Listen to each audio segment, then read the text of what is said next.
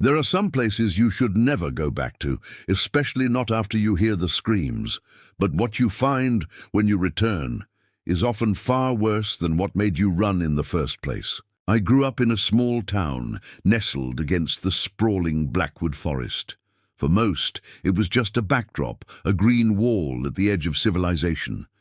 For us kids, it was our kingdom.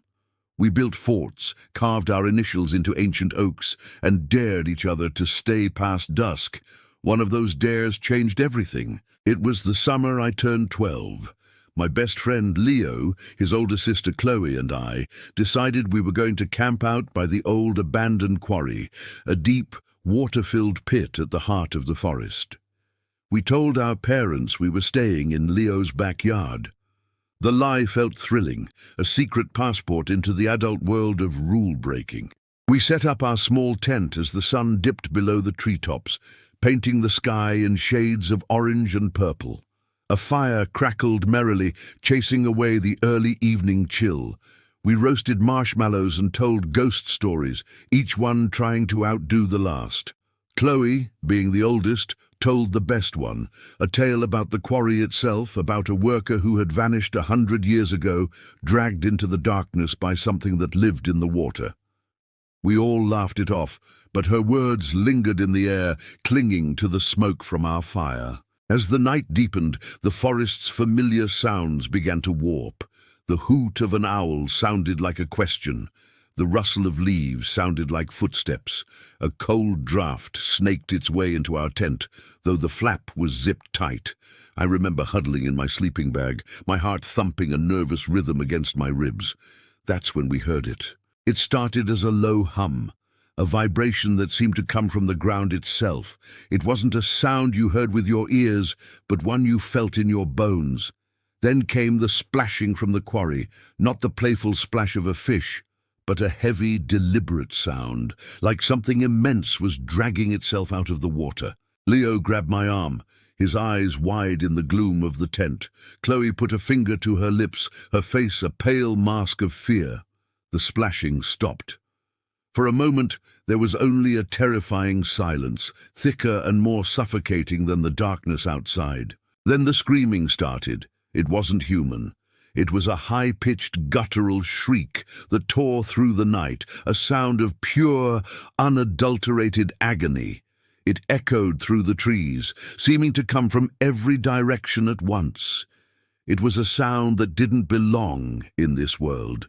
Panic erupted. We didn't speak, we didn't plan, we just moved. Chloe ripped the tent flap open, and we scrambled out into the night, leaving everything behind. We ran. We ran harder than we ever had before, branches whipping at our faces, our lungs burning. The screaming followed us, seeming to chase us, to nip at our heels. It didn't stop until we burst from the tree line, gasping and sobbing, into the comforting artificial glow of a suburban streetlight. We never spoke about what happened that night, not a single word. The shared terror was a silent, unbreakable pact. We retrieved our camping gear the next day in the bright, unforgiving sunlight, pretending nothing was wrong. But the forest was no longer our kingdom. It was a place of fear, a border we never crossed again. Years passed. We grew up, and life pulled us in different directions. I moved away for college, trying to put as much distance as I could between myself and Blackwood Forest. But the memory of that scream was branded into my mind. I'd wake up in a cold sweat, the sound echoing in my ears. 20 years later, my father passed away, and I had to return to my hometown to handle his affairs. The town hadn't changed much, but I had. I was older, and I told myself wiser. The fear had faded, replaced by a gnawing curiosity. What had we heard that night? A fox? A bobcat? A prank? The logical part of my brain needed an answer. One afternoon, I found myself standing at the edge of the forest, the same path we had run from all those years ago. Against my better judgment, I walked in. The woods felt different in the daylight, familiar and almost peaceful. I found the path to the quarry easily, the old trail still visible beneath a layer of fallen leaves. The quarry was just as I remembered it, a calm, dark eye staring up at the sky. The area where we'd camped was overgrown, but I could still see the charred circle where our fire had been. I stood there for a long time, listening to the quiet rustle of the woods, feeling a little foolish. It was just a quarry. It was just a forest. As I turned to leave, something caught my eye. Half hidden in the undergrowth near the water's edge was a flash of faded color. I pushed aside some ferns, and my blood ran cold. It was a shoe, a small mud-caked sneaker. It was a brand that hadn't been made in 20 years, and I recognized it instantly. It was Chloe's. And tied around the shoelace, almost completely rotted away, was a single long strand of dark, wet hair. I backed away slowly, the silence of the forest suddenly deafening. I realized then that when we ran from that scream 20 years ago, only 2 of us had actually made it out of the woods.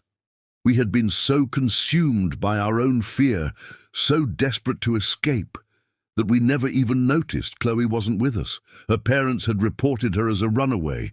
Everyone assumed she'd just grown tired of our small town and left. We were just kids after all, scared kids. I never heard the scream again, but now I hear something worse. In the dead of night, when the house is quiet, I hear a splash, a heavy, deliberate sound, like something immense dragging itself out of the water. And I know, with a certainty that chills me to my very soul, that it's looking for the rest of us. Thank you for watching. If you enjoyed this story, please remember to like, share, and subscribe for more tales from the shadows. Stay safe out there.